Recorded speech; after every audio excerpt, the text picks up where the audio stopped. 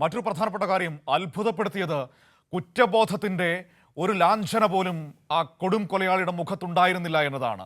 അയാൾ പോലീസിനോട് വളരെ കൂളായി പറയുകയാണ്, അതങ്ങനെ സംഭവിച്ചു പോയി, അബദ്ധത്തിൽ പറ്റിയതാണ്, 6 പേരെ കൊലപ്പെടുത്താനായിരുന്നു ലക്ഷ്യമിട്ടത് എന്നൊക്കെ പറഞ്ഞുവെന്ന് കേൾക്കുന്നു. എത്രമാത്രം ഭയാനകമായ ഒരു മനസ്സാണ് അയാളുടേത്.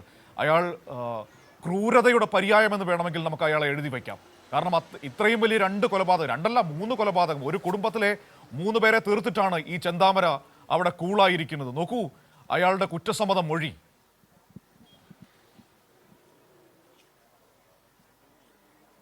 തീർച്ചയായും അത്തരത്തിൽ ആദ്യഘട്ടത്തിൽ നൽകിയ മൊഴികളാണ് ഇന്നലെ നമുക്ക് പ്രാഥമികമായി ലഭിച്ച വിവരത്തിൻ്റെ അടിസ്ഥാനത്തിലാണ് നമ്മൾ മാധ്യമങ്ങൾ പുറത്തുവിട്ടത്. അതിൽ പ്രധാനപ്പെട്ട കാര്യം പറയുന്നത്, ഈ വീട്ടിൽ നിന്നും പാടത്തേക്ക് കൊടുവാളുമായി, വലിയ നീണ്ട വടിയുള്ള കൊടുവാളുമായി പാടത്തേക്ക് പോകാൻ വേണ്ടി ഇറങ്ങിയതായിരുന്നു.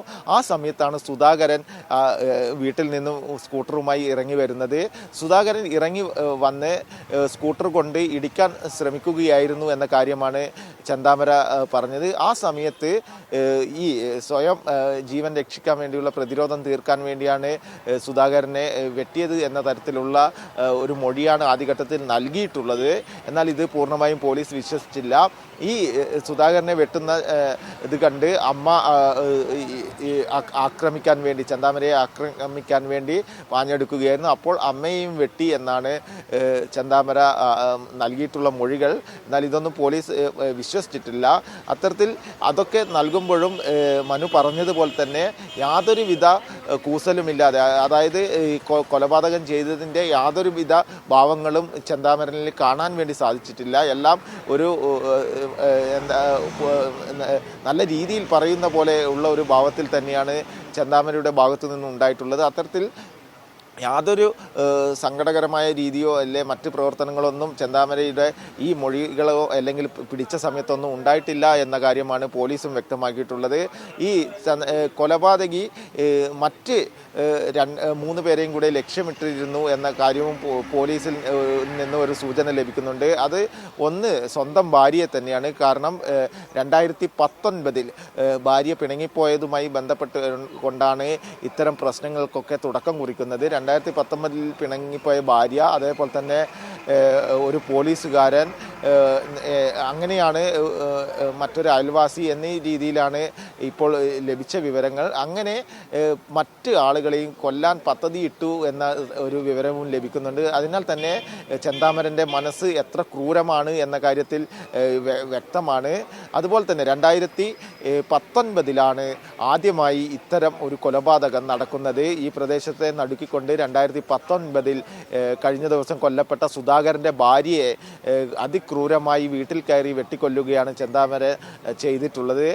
അതിന് പ്രധാനപ്പെട്ട കാര്യം, നാടിനെ നടുക്കിയ ഏറ്റവും വലിയ കാര്യം എന്താണെന്ന് വെച്ചാൽ ഇതൊരു അന്ധവിശ്വാസത്തിന്റെ സംശയത്തിന്റെ പുറത്തായിരുന്നു ചെന്താമര ഇത്തരത്തിലൊരു ഈ നമ്മുടെ സമൂഹത്തിൽ എത്രമാത്രം ഇടപെടലുകളാണ് നടത്തുന്നത്. ഈ വിശ്വാസം അമിതമായി അത് ഭ്രാന്തായി അന്ധവിശ്വാസമായി മാറുന്നത് കാണാൻ കഴിയുന്നത്. ഇവിടെ ചെന്താമര, അങ്ങ് പാറശാലയിൽ ഗ്രീഷ്മ, ഇവരൊക്കെ അന്ധവിശ്വാസത്തിന്റെ പുറത്താണ് മനുഷ്യരെ കൊലപ്പെടുത്തുന്നത്. നോക്കൂ, നമ്മുടെ സമൂഹം എത്രമാത്രം പുരോഗമിച്ചു എന്ന് പറഞ്ഞാലും ഇപ്പോഴും ആളുകളുടെ ഉള്ളിൽ ഈ പറയുന്ന അനാചാരങ്ങളും ഭ്രാന്തുകളും ഒക്കെ ഉറങ്ങിക്കിടക്കുന്നുണ്ട് എന്ന് വേണം മനസ്സിലാക്കാൻ. ഇവിടെ ജോൾസിന്റെ ഉപദേശം എന്തായിരുന്നു? നീളൻ മുടിയുള്ള സ്ത്രീ കുടുംബജീവിതം തകർക്കുമെന്നോ? ഇവനെയൊക്കെ ഉണ്ടല്ലോ, എന്ത് ചെയ്യണമെന്നറിയാവോ? നമ്മളൊരു സ്റ്റുഡിയോ ഫ്ലോറിൽ നിൽക്കുന്ന അവസ്ഥയായി പോയി. അതുകൊണ്ടാണ് ഇത്ര മാന്യമായി സംസാരിക്കേണ്ടി വരുന്നത്. കാരണം ആ രീതിയിൽ സമൂഹത്തിന് ഉപദ്രവമായി മാറുന്ന ഈ അന്ധവിശ്വാസങ്ങൾ, ഇതിനെയൊക്കെ ഇല്ലാതാക്കിയാൽ മാത്രമേ നമുക്ക് മുന്നോട്ട് പോകാൻ കഴിയുകയുള്ളൂ സച്ചിൻ എന്നുകൂടിയാണ് ഈ സംഭവം നമ്മളെ ഓർമ്മിപ്പിക്കുന്നത്.